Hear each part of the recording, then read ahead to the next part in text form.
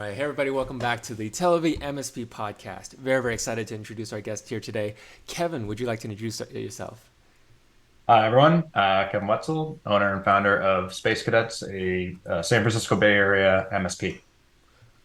Nice, nice. We're actually in the Bay Area too. We should grab a coffee sometime. So, Hmm. a little bit about me. Hey everybody, I'm Jeremy, host of the podcast and head of partnerships at Telivy. We're an automated cybersecurity risk assessments platform for over 100 MSPs. Halt Data Solutions, Strata Networks, Level 5 Management, all love Telivy because they use Telivy to run automated risk assessments to win new clients, help them meet compliance, and also install a widget to capture website visitors on their homepage to run risk assessments and reduce risk assessments that take 7 to 8 days manually to under 5 hours with Televy. So let's dive right in. Kevin, could you tell us more about Space Cadets? I love that name, by the way. Thank you. So Space Cadets is my company. I've only been in business for a little over a year. We formed last August and kind of officially launched at the end of September slash early October of 2022.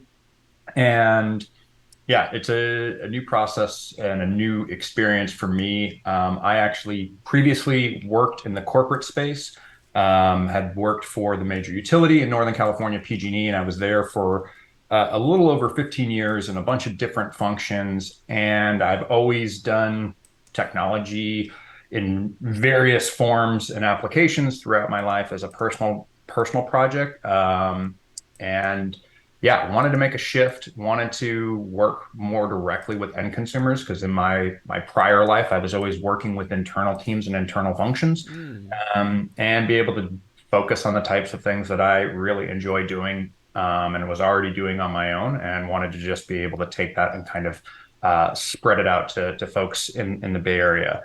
So that was kind of it was a very big shift for me. I'm still very much so in a learning phase, and getting engaged, but I've loved the process, love the customers and the projects that I've been able to work on so far. And I just love being able to kind of explore and dive into all sorts of new tools and technologies and then figure out how to bring them to people so that they can take advantage of them in their day to day in their offices, et cetera. Oh, that's amazing, and I'd love to dive deeper into your past life working with internal teams, and what made you make the shift, and that later in the Mhm. podcast. But I'd love to learn a little bit more about Space Cadets. You focused on managed IT services. I noticed you had a blog, very cybersecurity focused on, what do we need to be concerned about? Why do we need a password manager? Yeah. And things like that. So I'd love to understand who are your customers, and could you share like a customer success story end to end so we can understand the full journey? Sure. So, in terms of, sort of core services, looking for that sort of traditional MSP model, working with small, medium businesses to give them an IT resource, right, that they may not have within their staff. We are a little different in that beyond just the IT side of things, we also do audiovisual projects and Oh, installations and things of that nature. what are And some we do some examples, audio, video? a very simple example, there's a winery up north. It's actually my family winery. They have a tasting room space, did a full like outdoor audio system installation for them, doing some home theater installations and things like that for some residential projects. So sort of a mix of things. I've also worked with a few local bars in the San Francisco area, overhauling and fixing some of their speaker systems, updating equipment and things of that nature. And then I do security cameras, and so do physical installations there. About 6 months or so ago, we did kind of a pretty large multi-building security camera installation for them, helping to kind of just give them a better sense of what was happening around the property, and particularly from a few different points of entry that they wanted to make certain they kind of had a sense of what was going on because it's beyond the cameras. They didn't have much in terms of fencing or gates or anything like that, so they wanted a better sense there. So we cover a little bit of a range of different services. On the IT side, recent story. There's a interior design firm here in San Francisco that's great. It's called Loxy. They were moving. They had been down in the design district in San Francisco, moving to a new and larger office location. And for them, it was helping them get into their new space and get them set up and configured and try and have their move be as seamless as possible from a technology perspective. So help to source their internet provider through the various ISP options that we have in the area, put in place new network infrastructure, put in place some security cameras for their new office location as well. Do some coordination with a local printing solution shop to help get their MFD device up and running and get folks connected. And now we're taking a look at, potentially transitioning them from some Comcast phone services to a VoIP solution that might be a cost saver for them in the long run. And so that's kind of more into the IT space, but kind of hits on a few of the different things that we look to help with over here. Interesting. And as I've been talking to MSP owners, I'm noticing that there's a market shift, at least over the last 10, 15, 20 years, where small, medium businesses have moved from needing IT to needing more and more cybersecurity protection or compliance from federal regulations. I'm curious, has that affected your customers and your small and medium businesses? It has. I think generally speaking, there's a few things that I've been seeing in terms of the conversations and some of the folks that I engage with. One, I think there's generally a bigger sort of concerns, maybe too strong of a word, but a little bit of an awareness and a knowledge that there are issues that they need to be thinking about that generally haven't been, kind of a part of their traditional worldview. And that might be, account management between, multiple individuals within a company. How do they understand what are the key accounts that they have? How do they keep them set up in a secure sort of fashion? And how do they create redundancy within their staffing so that they don't have single points of failure? Mm. So, just putting in place, a business oriented password management solution where they can have shared credentials, right? Meaning that they have account credentials specifically that they can specify who within their business can access that. So you might have an owner, but also their bookkeeper who has access to their financial account logins, and making certain that there's a level of redundancy so that if someone is out of pocket for a period of time, if they're injured or whatever, you still have that ability to gain access to critical information, or gain access to your accounts that historically, they were like, hey, Joe has the password for this. And anytime we do anything, they go off and they take care of it. And realizing that there's some risks around that.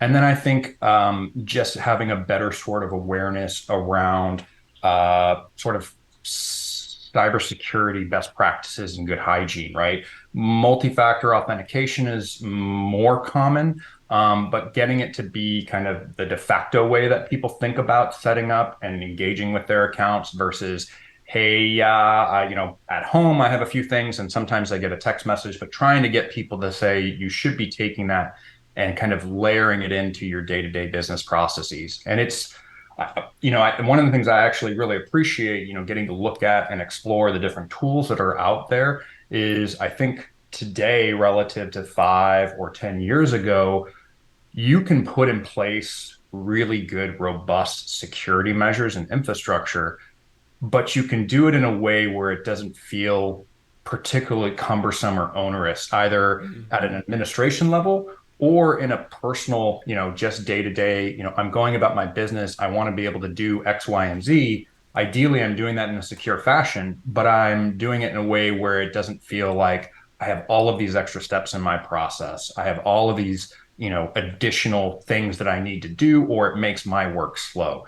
And so that's one of the pieces that I've been trying to help create some awareness with some of my customers, and some of the companies that I work with, because I've seen people experience some of the challenges of not having some of that good hygiene. I participate in local networking organizations, and I've had people who have spoken to issues around, check fraud and account access and vendor payment issues. And oftentimes, having some better practices in place could help, prevent people from kind of running into some of those major pain points.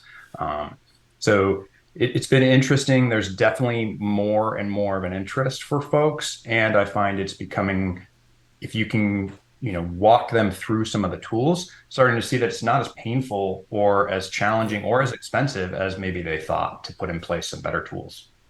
Yeah, I imagine the objective of most of these tools is to automate manual labor, save you time, therefore save you labor costs, and enable you to basically make more revenue doing other things, revenue generating things. Mhm. I want to touch on a phrasing that you used earlier. I forgot exactly what the phrase was, but it sounded uh, like business focused credentials or Mhm. policies. Mhm. You use the word business there to introduce the idea of this is how we're going to approach our cybersecurity stack. Could you elaborate more on that? Also, could you remind me again what the phrasing was you used? It was very interesting. Well, I think it's kind of a business-oriented account management sort of structure. And my my family, my brothers run another business, a winery up north of the Bay Area, and I had conversations with them a few years back, saying, "Hey, you have a controller, you have both of them are kind of heading operations in sort of different spaces. They all have critical sort of information, but they had no sort of understanding of if our controller is not here, can you guys access the information? Or between the two of you, you both have areas of responsibility, but ideally, my brothers, right, should be acting as sort of a backup to Yeah. each other, and they didn't have that in place. And what I was getting at with them and what I'm looking to bring with others is using things that are not designed for just personal use. Like, hey, there's like I use a password manager for myself. And I'm like, well, that's great. But that password manager is designed for an individual consumer as opposed to having an account management solution that's designed to work at a company sort of level. I work with a web development company, and they have developers that are fully remote.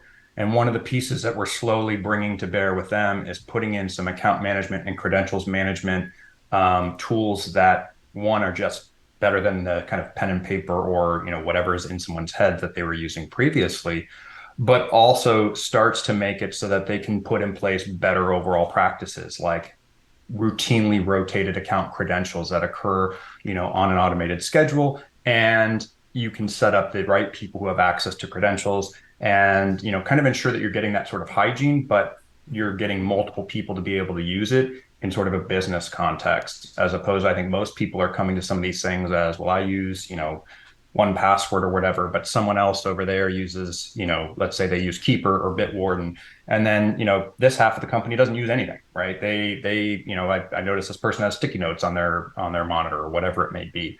So it's about having some tools that work for the particular need, but being oriented and structured to work in a business context and allow for centralized management as well.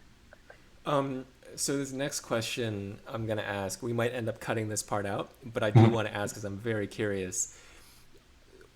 Would you say that uh, this question popped into my head at listening, as you were explaining that. Wouldn't that be sort of a breach in security if two employees at a company had access to the same password or the same account? Is there, or is that like an account process where you have two admins who can log in at the same time? It's a little it's a little bit different. I kind of think of it almost more like the same way you might have a service account. Let's say you've got a service account for, accessing and querying data from a database, but you might have multiple end users who have access to make calls through a service account, right? And for some of these small businesses in particular, cost consideration is a big part of that process. So, for instance, they I might see. have their QuickBooks set up, but they can't. And let's say they're a decent sized company. Let's say they're 40 people. They might have five people who have some level of need to access their financial information. However, with the way the SaaS solutions and things are structured, going and having all five of them have access might actually bump them up into additional service tiers that they don't need.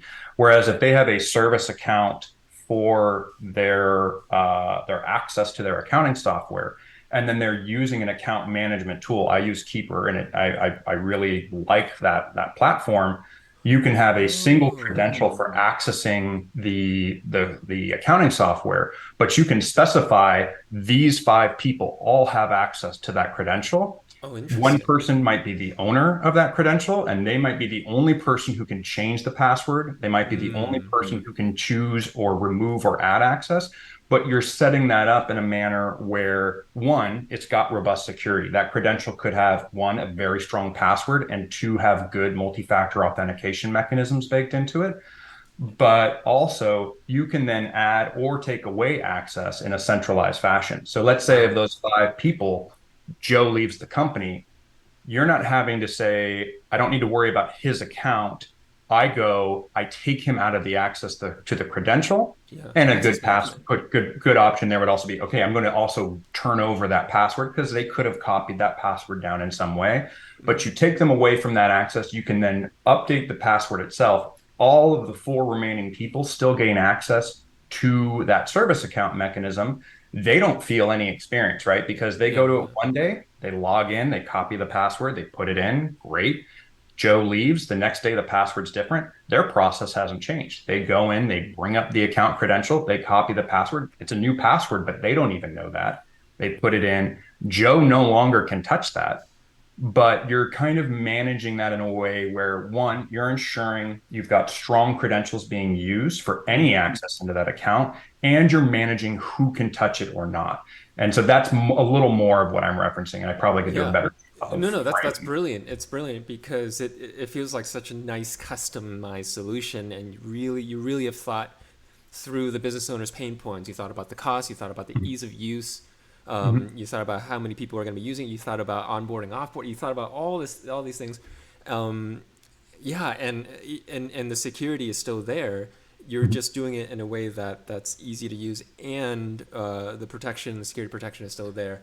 Um, I would almost even feel like you have more uh, control over the Mhm. security, the access management piece, right? So yeah, very interesting. Wow, Yeah, thank you. it is something where I do think you are almost tricking people into leveraging really good practices, and they don't even know it. Um, they don't really feel it, right? And so you do need to ensure when you're setting up an account management solution and you've got this structure that, hey, you need to ensure your access into that account management infrastructure is incredibly robust, right? Yeah. So for instance, I bake in multi-factor authentication credentials into my password management solution. The only one I don't bake into that, well, two actually, is my MS account infrastructure because I just do a ton of stuff with MS, obviously, but then also my access to the password management solution. And I keep that entirely outside of it so that I can kind of make certain I'm really tight about how I get into that account management. But once I get access into that, once I'm authorized and accounted for, I can take advantage of all of that robust sort of security infrastructure, but do it in a way that's really easy. And it simplifies things for me down the road. Absolutely. No, I love it. Switching gears a little bit, I love to understand for our audience of fellow MSP owners here, what are some of your day-to-day pain points? What sort of is top of mind for you that you're working on? Top objectives for the next 3 to 6 months, and Oh, sorry, keep and going. and, and challenges that you may be facing now, or challenges that you faced in the past, maybe even pitfalls, and if you could teach us how you overcame them. Yeah. Sure. So, as I said, I'm very, early days in terms of this. And so there's, I'm not quite a one-man band. I do have some additional resources that I can tap into for various projects and things. But obviously, there's the challenge of wearing multiple hats and trying to ensure that you're moving all the different pieces of the company forward. And for me, I certainly don't want to, kind of continue to exist in sort of this small scale. I want to create a foundation that I can grow and scale, bring staff in, and grow the company. And so, in terms of challenges, I think in the near term, in the next 6 sort of months, there's two focus areas for me. One is and this never goes away, right? Sales and marketing, continuing to gain access to customers, leads, continuing to create awareness around myself, the company, what we do, and generate goodwill from existing customers that can kind of pay it forward in terms of new customers, opportunities. And then the other piece is resourcing and capacity growth for myself and the company. I really spent a lot of time early on, and part of this is because I was coming from a corporate environment, and so this was a pretty big shift for me. I spent a lot of time getting in and learning and building everything on my own, and I did that Hmm. for two reasons. One is I needed to learn, right? I Yep. needed to better understand the space that I was working in, but two, I needed to understand how to start to build out processes or documentation, et cetera, that I will be able to bring to additional staff. And so now, and I think that's been challenging because it burns time. It takes effort, and it's time that you might not be out on the street meeting new customers, or out on a project site, executing the work. But now I feel like I've gotten a really good foundation in terms of the tool sets that I use, in terms of the types of issues that customers are needing help and support in, and how I go about executing work and how I price services. And I feel like that was a long sort of grind, but it's been worth it because I'm now getting to that point where not only when I receive questions, it's not a matter of figuring out the answer as much. It's more of, okay, I'm going to go back to my list of, kind of tools, and I'm going to say, this is how we address that question. And as I'm focused over the next 6 months, it's how do I start to bring in some additional resourcing and staffing? Because I have that foundation in place, I can now say, this is how we do it, right? This is what I need you to do because I've seen these situations and I want to make certain that this is how we're going to work through that process. So for me, it's sales and it's resourcing. I need to start to increase my internal capacity, not my own capacity, the company's capacity to execute. And I think, I've got the foundation in place now where I can start to really get some extra resourcing, give them the guidance that they need to get up and running, but start to set them on that path of being able to execute independently. And so that's kind of my focus, probably for the next year, is starting to say, how do I bring in some of that capacity? And that's going to be a mix of part-time stuff and eventually leading into full-time staff as well. That's amazing. And I think the process you laid out makes a lot of sense. I love that you, as the founder, took the initiative to learn everything yourself before hiring somebody to do it. I think that's a key part. It's a lesson that I learned myself, Mhm. having my own startup. I try to take the shortcut, hire other people who I thought knew better than me. But when you're a business owner, you know yourself, you know your team, you know your solution, you know your customers best. So it's really got to be the founder. Uh, And sometimes you got to work through those processes to come to those solutions, right? mhm. I do local networking, but I also participate in an MSP peer group function where it's a few different MSP owners who are at sort of similar stages. I'm What's it frankly called? a little more junior, and one of the frankly, the single biggest pain point that's been brought up in the almost a year that I've been participating and engaging with these folks is we had an individual who had more experience in this space, but still they were coming into it from a slightly more corporate oriented, and they worked in a very particular vertical industry, and they were looking to pivot and kind of broaden who they worked with, um, and they hired sales staff, Mm-hmm. looking to say, hey, I know I need to generate revenue. And they ended up having to walk that back after roughly 6 months. Yep. Yep. Um, I've heard that some story of it before. was they didn't know some of the answers that they needed to have in place for that person, but also, um, that sales staff was never as effective as the owner in Yep. terms of being able to come in and engage with customers. Yep. And so it was one of those things where you're trying to be proactive, right? You're trying to be forward thinking, but in its own way, it ended up being kind of this unexpected drag on his time and his effort. And so it's a balance to strike. If you never Mm-hmm. delegate, if you never bring other folks in, you're never going to be able to have any type of growth potential. But you've got to know enough and you've got to Yep. have a clear enough perspective You got to do it that you can first. bring people in effectively. Yep. Yep. Yeah. And I'm totally guilty of that. I learned that the I think hard way. everyone is So to some degree, yeah, right? it's a And lesson learned everyone though. probably falls on some side, right? They're Yeah. either Yeah. Yeah. too oriented on delegating, but they're not far enough along in the process, or they're too nervous about taking their hands off the wheel, Yep. right? Yep. And I don't think anyone is ever perfect in that. I think it's something you're Yeah. always somewhere in that spectrum, and you're just trying to kind of strike a good sort of middle balance. But it's hard. I mean, it's that's one of the I think the toughest things about running the Yeah. show is trying to strike that balance. I want to dive a little deeper into the sales process. Mhm.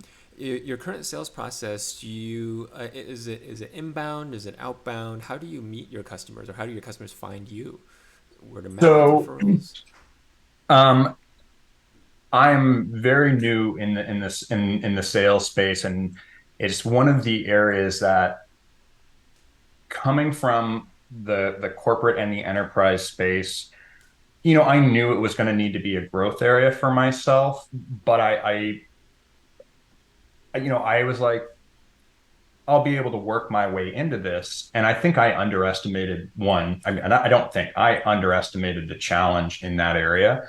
For me, coming from a big utility out here, I Mm-hmm. had a huge professional network and it meant nothing. I knew tons of PG&E employees who Mm. are never going to be in my customer base. I knew high-powered, sort of very expensive consultants, and I had worked with lawyers for Mm. certain areas, and then regulators for the big utility. But none of that is my customer base or audience for what I'm doing today. Mm-hmm. So I kind of defined Q1 of 2023 as my quarter of networking. And the reality is that was just getting a foundation in place. But I've been focused a lot on creating points of contact and referral sources for myself. Mm. So I participate in local networking events. I'm part of a BNI chapter. And for me, that's about creating some awareness. And that helps to create, in essence, a secondary advocacy network Mm-hmm. where the people that I'm meeting with, they don't necessarily always need what I'm providing, but they are routinely working with Yep. other companies who may have that need. So trying Partners. to have that sort of secondary and tertiary and beyond sort of referral mechanism has been a big part of it. I also participate in it's called BAIT. It's a local Bay Area IT networking group, and I've gotten engaged with a lot of different MSP companies in the Bay Area, and so that's been a good referral source for me in terms of folks who maybe have. I had an engagement, and ultimately this didn't come through, but an MSP, they had a longtime customer and they had frankly a very friendly mutual sort of parting of ways, and that got passed along to me as, hey, I know you're now up and running in this sort of space, so having those local businesses that work in a similar area as another sort of avenue has been great. And then trying to just create as much sort of awareness. So, I mentioned kind of formally launching in October or September of last year. And that was really creating just an awareness amongst friends and family of this is what I'm doing. These are the types of services that we provide. And, continuing to try and create that awareness, not because, my friends and family necessarily have that immediate need, but they again become that sort of secondary unintended salesman at times when they're out and about and they're hearing about needs and wants. I think the networking approach was very very smart, and I think ultimately customers, sales leads, especially at the beginning, there's so much trust building and Mm-hmm. relationship building that's involved. When you're working together as business partners, you have to like the person you're working with. You have to trust them. You have to know that they know what they're doing. They know, and they're gonna be there for you, right? When the things happen or they need help, right? That they can get the support that they need. Um, yeah, I absolutely love that approach. Um, yes, just sharing some other things that I found. I found that there's a lot of different ways to. So once you do meet up with them in person at a meetup or an event, I find I guess what questions do you ask to basically start that conversation? So this is something where I'm still in a learning mode, and I'm trying to, I think most folks, right, and especially probably anyone who's listening to this podcast is probably familiar with, discovery questions and concepts around how do you tease out and explore and learn some of the information about a potential client, a potential customer, but you're doing it in a way where it doesn't feel like one, I'm focused on just telling you what I do, Yeah, but exactly. or I want to understand what it is that you do, what challenges or issues are you struggling with. Yeah, yeah, So part of it is a little bit of there is always some exploratory process, and then there's another thing that I recently heard about, and I've got to go bring it into my process because I've put together some core materials that I can kind of walk through with clients to say, let me tell you a little bit about what we do, how we go about it, and what that experience is like for your staff. Um, but one piece that I hadn't really brought in, and I have a friend of mine who's the head of sales for a accounting CRM software startup. They're not really a startup anymore. I think they've got 180 employees, and they're probably at this point over 20 million in annual revenue. And he brought up this concept that I really liked, which was around going into conversations and talking about, starting with earning the right. And and when I first heard that, it sounded like let me tell you about all my, technical whiz bang, kind of credentials. But instead, as I was having a discussion with him recently, it was really more adding some personal components into what you do and finding a way to create that trust, right, that you just mentioned. How do you start to foster a connection and trust with someone that you haven't engaged with? And for MSPs, it's so important because you're not generally asking for someone to buy a product, right? You're asking yeah. for someone to become a partner, Yep, right? And to yep. work with on a long-term On your basis. data, with your employees, in your process, in your operations, right? Yeah. Servers, right? Like All running. these different pieces, right? Yeah. You're supposed to be there as a resource for their staff. You're supposed to be educating and communicating key information. We had um, what was it, the WebP, the critical uh, Google security vulnerability that doesn't just impact Chrome, but impacts lots of different software Oh, applications. wow. And so this earn the right concept that my friend had spoken to was really about when you're engaging with folks, how do you sort of set the stage in a way that gives them insight and perspective into you, helps them to feel confident in what you're doing, and help to kind of open them up a little bit to really having a frank conversation around the challenges and the issues. Yeah. And so some of the things he talks about is really before you get into any of the details of a sales pitch, before you get to discovery, it's really about providing a framing for why you're doing what you're doing, why you should be considered a trusted advocate, and helping them to gain some comfort with you.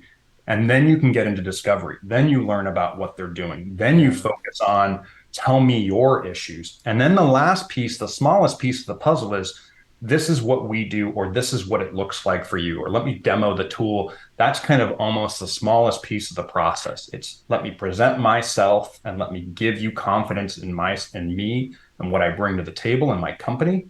And then let's get into what you deal with. What are your pain points? What are your challenges? And let's focus on you where you feel like you've got enough comfort that you can be, honest, right? In that dialogue. And so that's been a new piece on the sales side that I've I like that framing and context. And now for me, it's how do I start to bake that in? I've started to create these networking opportunities and this sort of, lead development, which has been great. And now this is sort of that next step of how do I refine that early engagement process and how do I set it up in a manner that I can have good conversations and really be effective in digging into issues with customers and putting something together that's going to fit what they're looking for. Absolutely. And I think that makes a lot of sense. I love to add two things that I found working with a lot of MSPs here.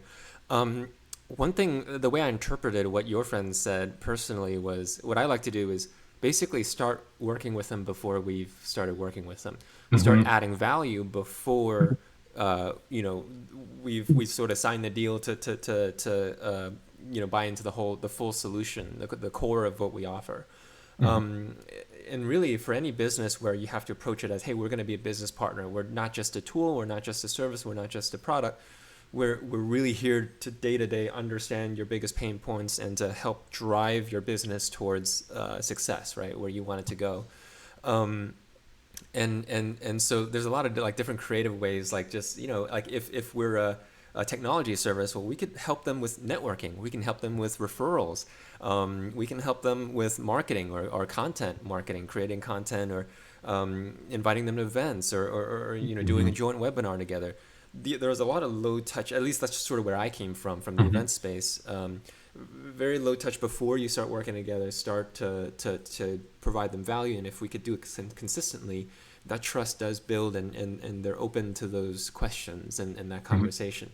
The second thing that I wanted to add was another thing that I've seen MSPs do is use risk assessments. And this is a shameless plug, but it is true.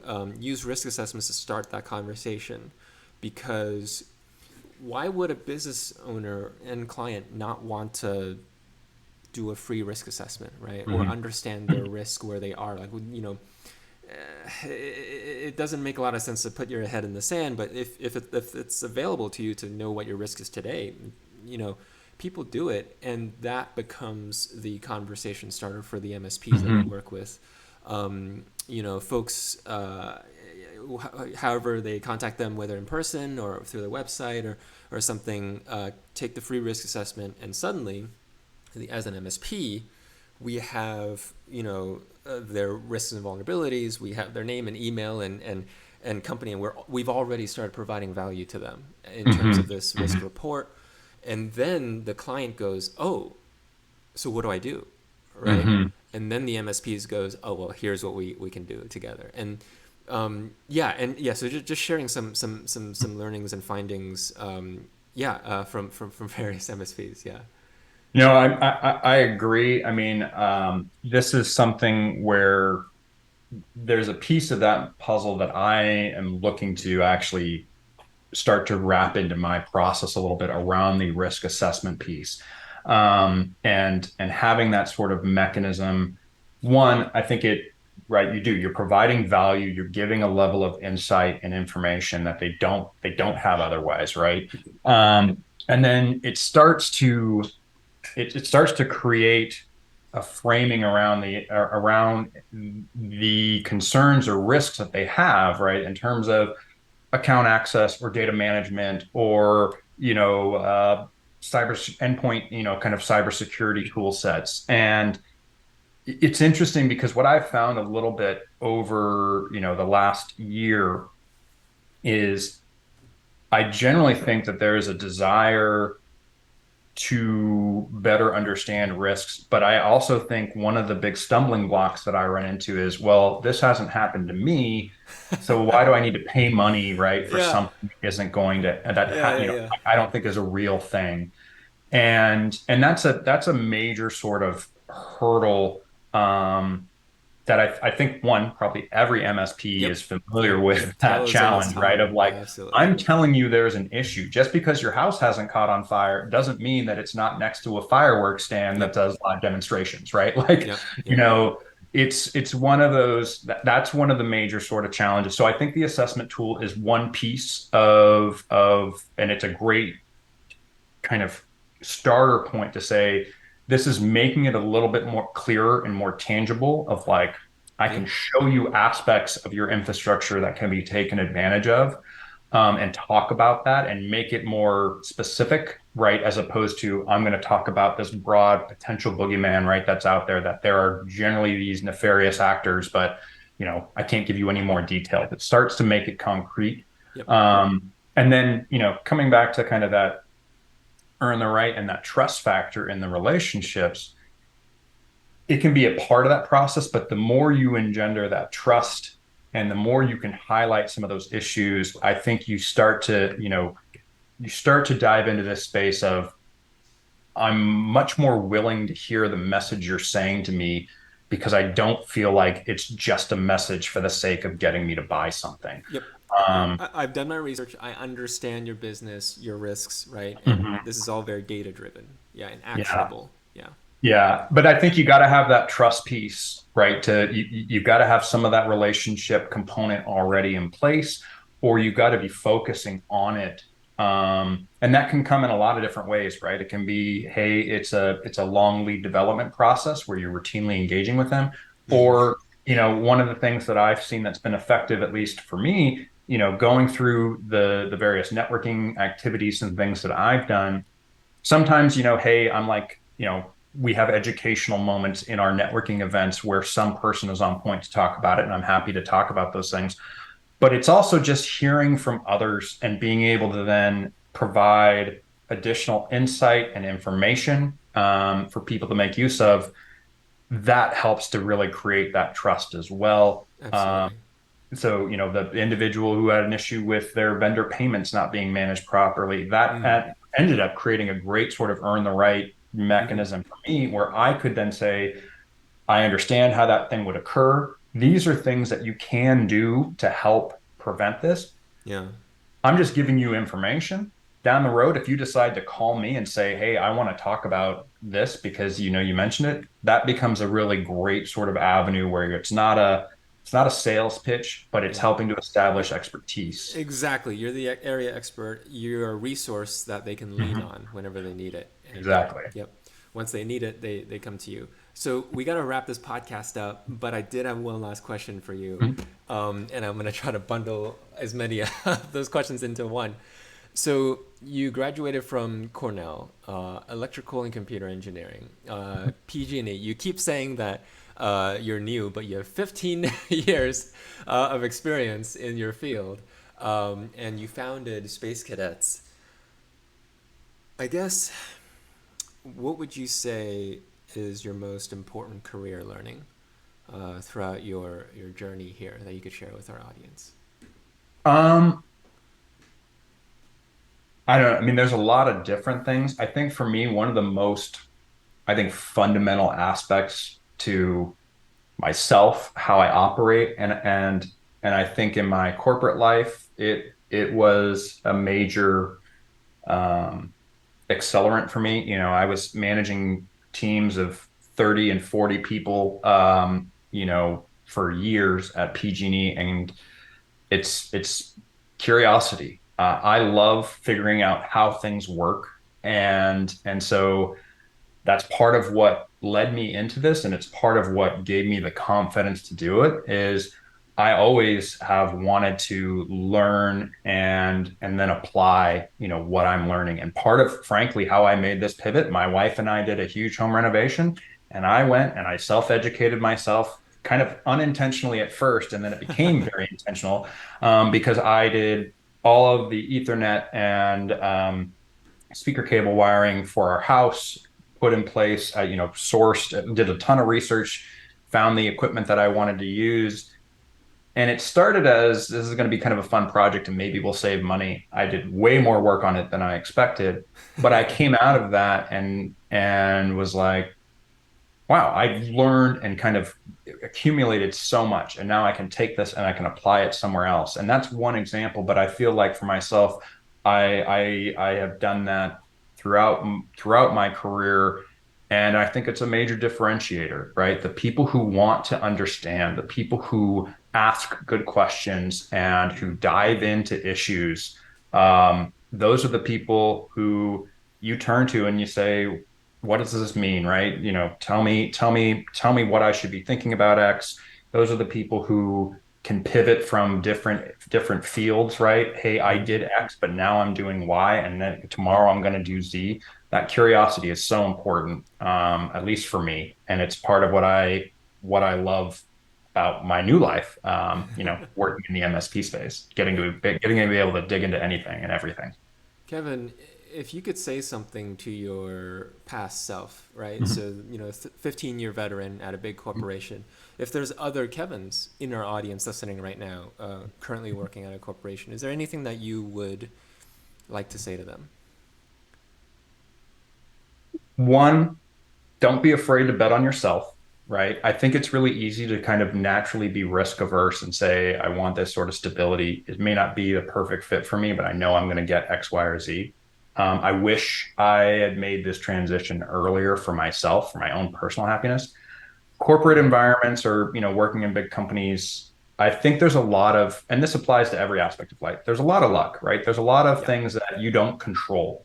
And so you got to understand that there's a lot that you can't control, but I think having a good attitude, looking to be in a learning mode, and being willing to bet on yourself, your capabilities, your intelligence, um, don't undervalue that. And so, yeah, if you're thinking about a shift or a transition, or if you're just looking to say, how can I take a next step, even if it's within your current role, be curious, be confident, bet on yourself, and when something doesn't work out, pivot and adjust. Awesome. Thank you so much, Kevin. And the last question is, who should reach out to you, and what's the best way to reach you? Um, so any IT shops in the Bay Area, I love to get connected with folks. I love to learn about what you do. Not everything fits me, and so I'm happy to pass along, work that doesn't fit into my sort of expertise.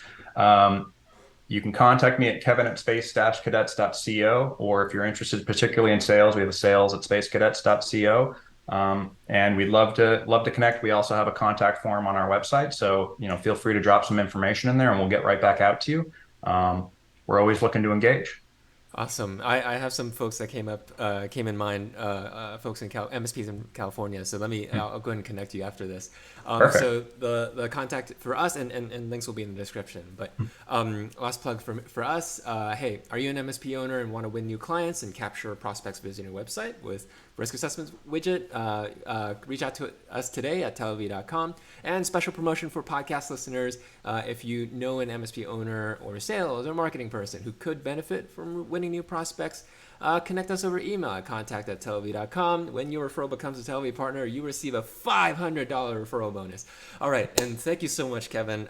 It's been a pleasure speaking with you. Thank you for sharing your experience, your journey, your philosophy and approach. I absolutely love it. And yeah, thank you for sharing this with us today.